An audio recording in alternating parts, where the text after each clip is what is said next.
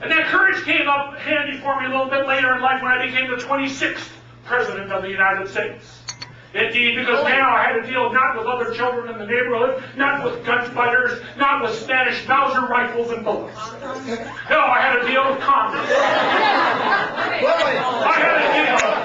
I had to deal with foreign leaders, kings, sultans, royalty, labor leaders, capitalists, and it took courage to stand by my positions. Indeed, my message for you today is that courage can get you through any challenge that you can find.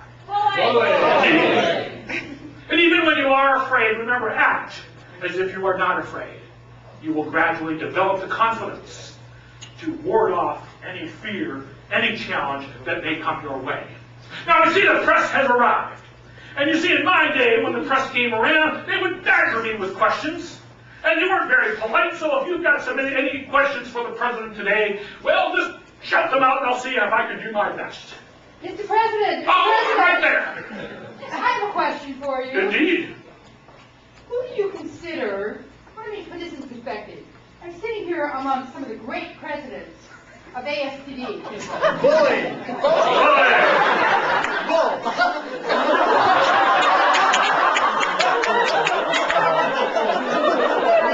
He must have been a great one. But as a past president yourself, who do you consider to be the greatest president? Among all of our presidents of the United States. All of our presidents. That's an easy question for me to answer. Oh, besides myself, of course. Number 16. You all know number 16 is Abraham Lincoln. You see, we refer to each other by number. Number 16, Abraham Lincoln. He was my hero.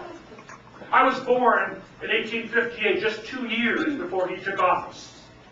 And when he took office, it was at the very worst time in the history of this nation, as this nation was pulling itself apart.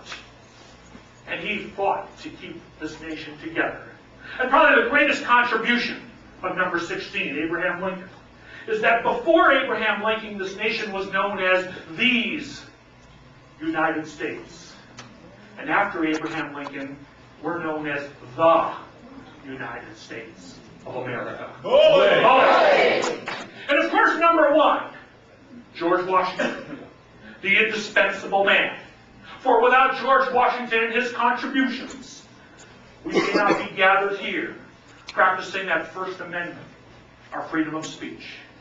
It was George Washington who formed the foundation, the framework for what the presidency of a republic can be. So, my two favorites, number 16, number 1, George Washington. Mr. President. Another question. My name is David Hartle. I represent the ASTD Wire Services, and since today is our day of honoring all of the members, I wanted to know if you have received any honors or medals for your leading the Rough Riders up San Juan Hill. An interesting question. Very good question. Indeed, the answer to that is yes. I received the highest military honor that this country bestows, and that's the Congressional Medal of Honor. Good! It's awarded generally by the President on behalf of Congress. And there's a rather interesting story. That award was given to me on January 14th. The year was 2001. Now, why it took those boys in Washington 103 years to finally getting around to awarding me that medal, I'll never know. Things must not work as well in Washington as they did in my day. It may be interesting to point out, though, that I'm most proud of the fact that I am not the first Roosevelt to earn that Congressional Medal of Honor. No. My oldest son, Theodore Roosevelt Jr., earned that Medal of Honor in 1944. You may remember the date June 6, 1944, better known as D-Day. Theodore Roosevelt Jr. was the first general whose boots hit the sand, the first general ashore on Utah Beach that day.